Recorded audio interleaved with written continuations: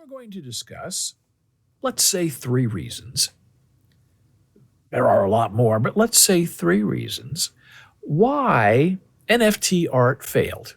And it didn't really just fail or fade away over time.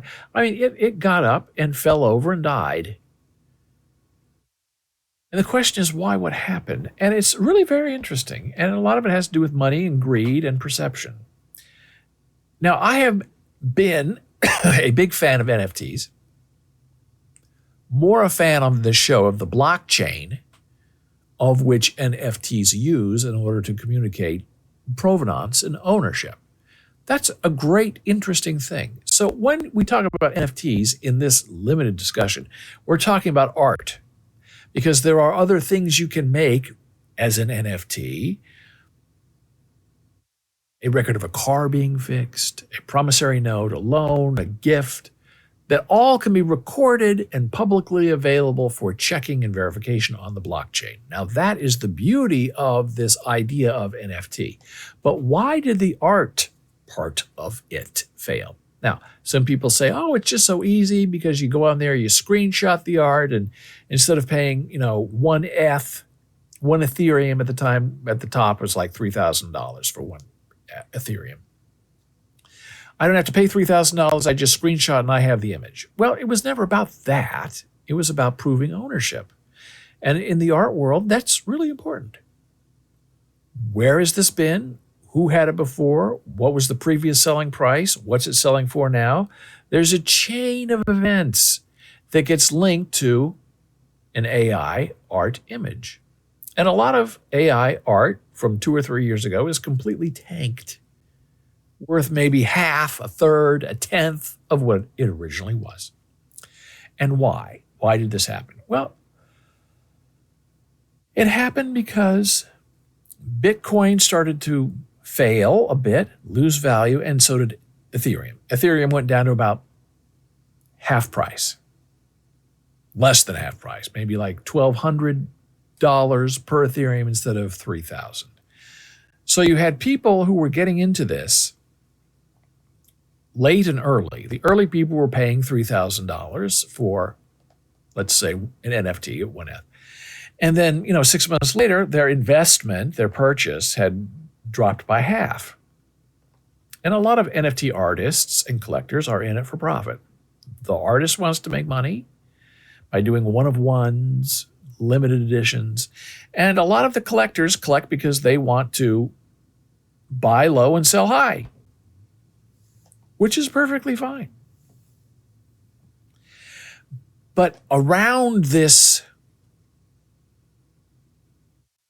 price, wildly fluctuating price, were a series of really bad PR moves by a lot of these crypto exchanges, going belly up and terrifying the NFT market, terrifying regular people, terrifying people who had invested after the Super Bowl and lost all their money. Rightfully so, because these people were criminals. They were in it, pyramid scheme, to get as much money as they could from hopeful investors, good, right people trying to, make a little money, trying to invest in new technology, and it not working out, and people losing their money, and these exchanges closing and keeping people's money.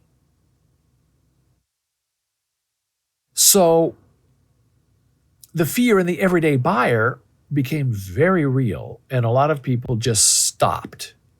And people who had NFT art were selling to get rid of it, because now the government was coming in, and the government said, well, we have to regulate you on your taxes. You have to report any Bitcoin, Ethereum, any NFT transaction to us so we can see your profit loss and tax you responsibly. Now, all the previous years before that, you didn't have to do that. But last year was really the year that it was completely required. And there are companies that will track that for you. You give them your wallet address, and they figure out how much you owe, what your transactions were. And the good ones, you can then download that information, upload it to the IRS, upload it to your tax software, and it can be included and embedded in your return. But a lot of people don't know about it, and a lot of people have no idea what it means to do a report like that because they're new to crypto, they're new to collecting, they don't know how to do it. And so now people are starting to get very large tax bills from the IRS saying, you did all these exchanges, you won all this money, and you didn't report it. Now, for a lot of people, they took a bath.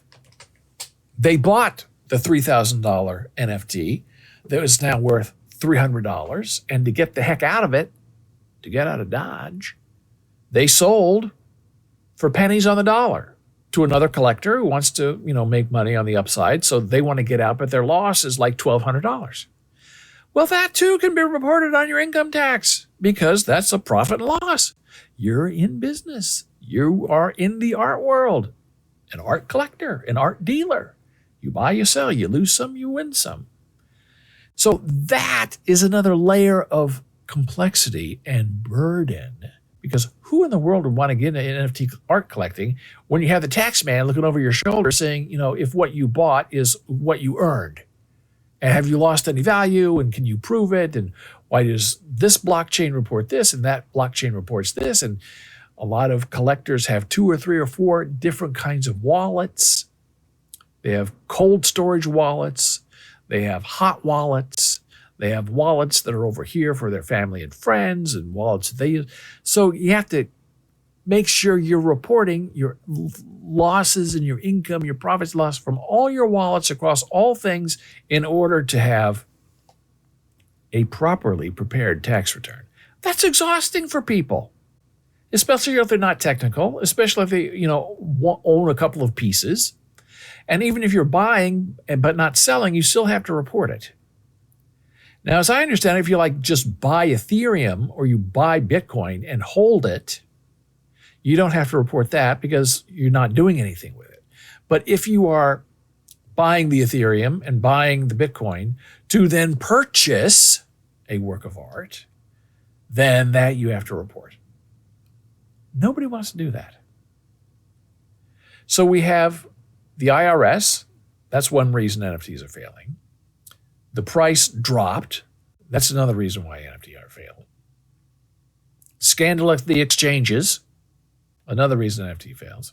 And now, of course, as much as I really hate to say it, is a lot of the people who were involved in NFT collecting are now into, meow meow, AI art.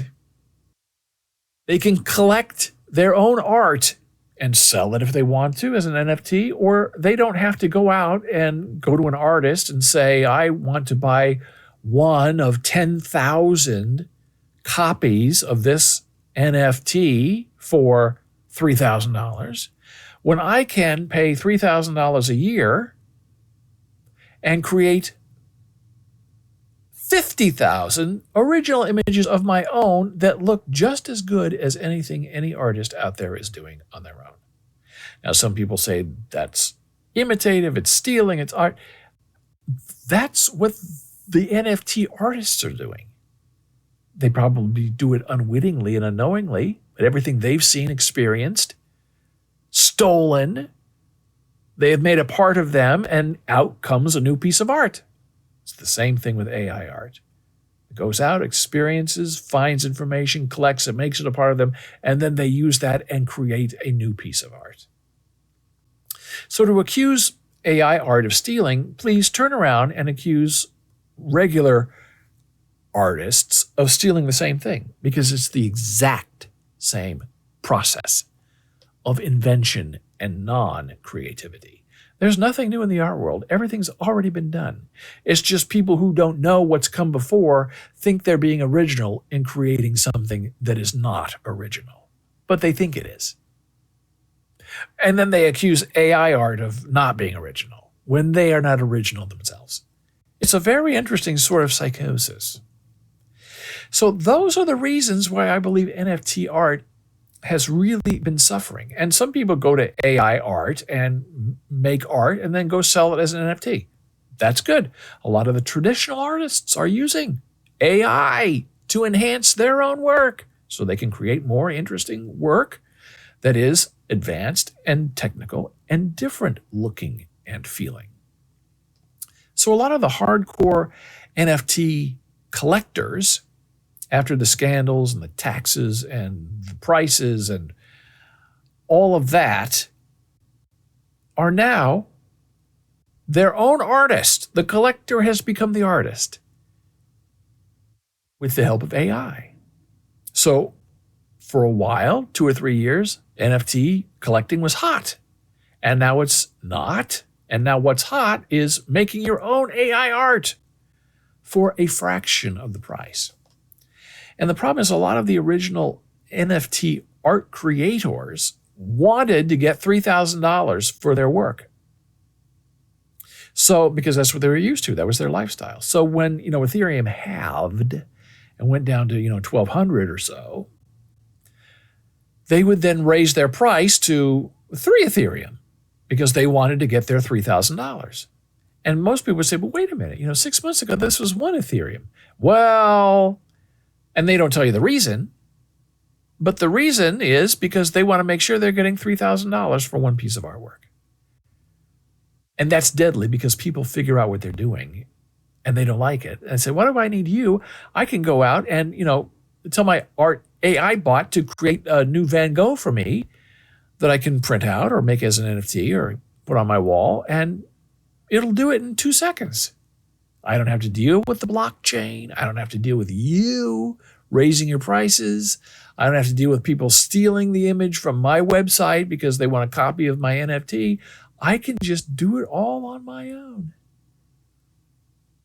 So that's the evolution of NFT art, is now AI original art. And what comes next? Who knows? I don't think it's going to be virtual art in a virtual world.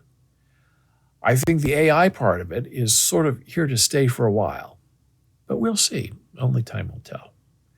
And that is my take on why NFT art has failed.